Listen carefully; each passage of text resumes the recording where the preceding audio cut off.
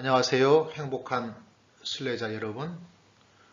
오늘은 로마서 9장의 말씀을 가지고 영성의 순례길을 떠나기를 원합니다.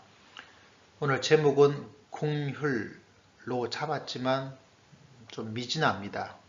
잡지 않을 수 없으니까 잡긴 잡았지만 더 다른 내용들을 같이 포함하고 있습니다.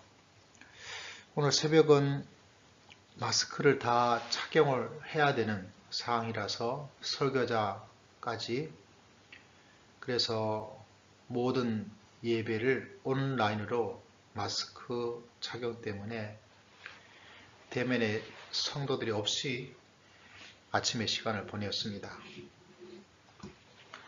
또다시 확진자가 많아지고 있는데 기도를 많이 드려야 되겠습니다. 궁휼에 대한 이야기를 하자면 사람은 참 귀하죠. 인간의 생명은 참 귀합니다. 그렇지만 우리 모두가 알고 있는 것처럼 의롭지를 못하고 숨어서 드러나지 않는 많은 잘못들을 행하고 있는 것을 바라보게 됩니다. 이 땅에서는 모르지만 그 모든 것을 아시는 하나님께서 그들을 심판을 할 수밖에 없습니다. 정의를 세워나가는 것이죠. 정의를 세우기 위해서는 마땅히 심판을 하셔야 되고 우리는 심판을 받아야 합니다. 그래야 정의가 있게 되죠. 정의를 세울 수가 있습니다.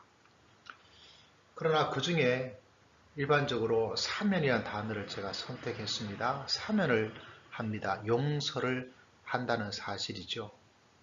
그렇다면 그 모두를 다 용서하시는 것이 아니라 일부를 용서하시기 때문에 그 사면 대상을 선택을 하십니다. 그 선택의 기준은 없다고 볼 수 있습니다.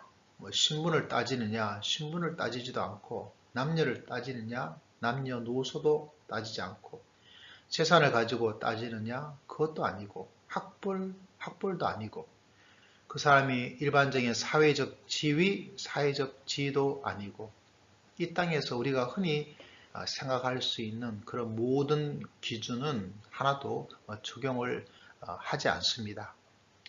그렇기 때문에 궁휼이다. 하나님이 안타까워하는 마음들 물론 참 혼란스럽습니다. 왜 하나님께서 모두를 다 사면하지 않으실까 이런 생각을 합니다. 그러면 어제 잠시 보았던 것처럼 하나님의 정의는 하나님의 공의는 아무짝에도 쓸모가 없는 그런 일밖에 되지를 않습니다. 지금도 세상에서 많은 사면, 적은 형량 그런 일 때문에 사람들이 도리어 분노를 합니다. 아마 모두를 다 용서하지 않았기 때문에 사람들이 분노를 할 수도 있고 또 다 용서하기 때문에 분노를 할 수 있는 사람도 있을 것입니다. 저런 사람을 왜 용서를 하는가? 밀양이란 영화 속에서 잠시 등장하는 이야기가 되기도 하죠. 나는 용서하지 않았는데 용서받았다는 사람, 하나님이 용서했다는 사람의 전도연 배우자는 극도의 불만과 분노를 표합니다. 그래서 모두를 심판하는 것도 또 모두를 용서하는 것도 참 어려운 일입니다. 참 힘들고 어려운 일이죠. 그런 가운데서 이렇게 하더라도 논란이 되어지고 저렇게 하더라도 논란이 되어지는 가운데 있습니다. 그러나 논란 속에서 정의를 넘어서 하나님의 긍휼이 사람들 가운데 있게 될 것이다. 하나님이 그렇게 용서하신다라는 이야기를 하고 있습니다. 그래서 긍휼에 풍성하신 하나님이라고 우리는 찬송을 하는 겁니다. 그런 가운데서 이 모든 것이 마땅치 않는 사람들이 있습니다. 유대인들이죠. 이 유대인들은 우리가 생각하는 일반적인 유대인이라고 보기보다는 로마 교회 공동체 안에 있는 유대인들입니다. 유대인들. 다시 말하자면 메시아이신 예수 그리스도를 알고 또한 믿고 교회에 동참하고 있는 유대인들입니다. 그들에게도 많은 딜레마가 있습니다. 이제까지 알고 있던 모든 것을 뒤집고 또 새로 출발을 해야 되기 때문에 그 가운데 하나가 율법, 할례의 문제, 오늘 유대인의 주장 가운데서 우리가 하나님의 백성이다. 이전에도 하나님의 백성이었고 지금도 하나님의 백성이었다라는 생각과 주장입니다. 우리가 선민이죠. 이스라엘 민족은 다 하나님의 백성이다. 우리가 기다렸던 그 메시아, 그분을 우리가 기다렸던 그 메시아가 바로 예수임을 알게 되고 그 예수를 메시아로 받아들여 나간다. 그렇지만 이미 우리는 원래부터 하나님의 백성이었고 예수 그리스도를 메시아로 받아들여서 또 메시아이신 예수 그리스도를 받아들였기에 하나님의 백성이었고 우리는 전혀 이방인들과 수준과 차원이 신분이 전혀 다르다. 우리는 율법을 지켜나가서 하나님의 백성이었고 할례를 받아서 하나님의 백성이었고 메시아신 유대인 예수 그리스도를 우리가 인정하고 또 알고 받아들이기에 하나님의 백성 선민이다. 이런 주장을 교회 공동체에서 하고 있습니다. 왜냐하면 그들이 이렇게 생각하는 것은 제가 볼 때는 당연한 그들의 흐름입니다. 그렇겠죠. 유대 민족이기 때문에 우리는 하나님의 백성이다. 자, 그러나 이런 교회 공동체 안에 메시아이신 유대인 예수 그리스도를 생각하고 있던 그들의 생각에 사도 바울은 그들의 생각을 조금 조정을 하고 있는 것을 바라보게 됩니다. 무엇입니까? 이스라엘 민족이라고 해서 다 선민이 아니다. 너희가 피로 이스라엘 민족이라고 해서 선민이라고 주장하는 것은 그렇게 바람직한 이야기가 아니다. 그러면서 그들이 믿고 있던, 그들이 따르고 있던 성경 이야기를 합니다. 특히 두 군데 성경 구절을 이야기하고 있죠. 호세아 그리고 이사야. 호사야란 선지서에 보면 내 백성이 아닌, 다시 말하자면 이스라엘 민족이 아닌 자를 내 백성으로 한다. 봐라, 이스라엘 민족이라고 해서 다 선민 아니다.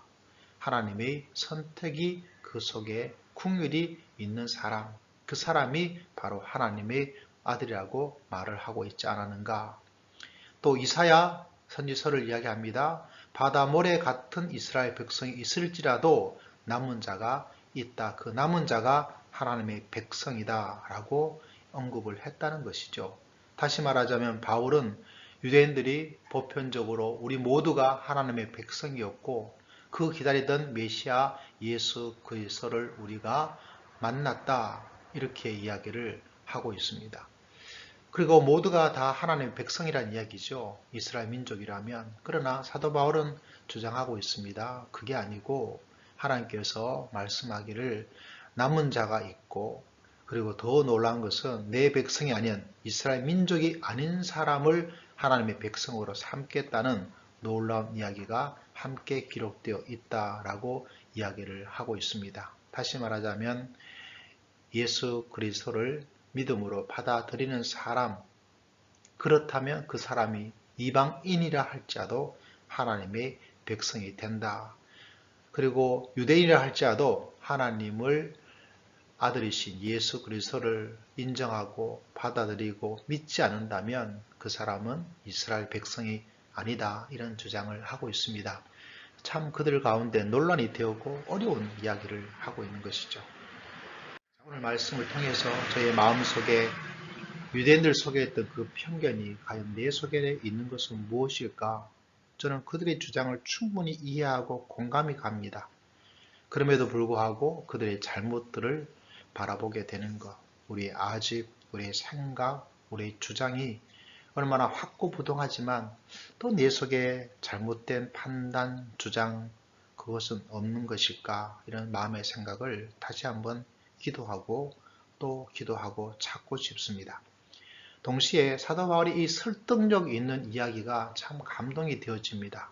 흥분잘하기 쉽고 내 주장만 계속 이야기하고 그리고 그 속에 논리도 없고 상식도 없고 예의가 없는 이 시대를 바라보면서 정말 안타까울 일들이 유튜브에도 참 많습니다. 선배, 후배, 서로의 어떤 주장과 다르면 너무 공격적인 것을 보면서 사도 바울의 이 설득력 있는 정말 말씀을 기초로 해서 이야기하고 있는 그의 마음을 꼭 마음속에 기억해야 되겠다, 이런 다짐을 합니다. 여기는 행복한 영혼, 행복한 순례자입니다.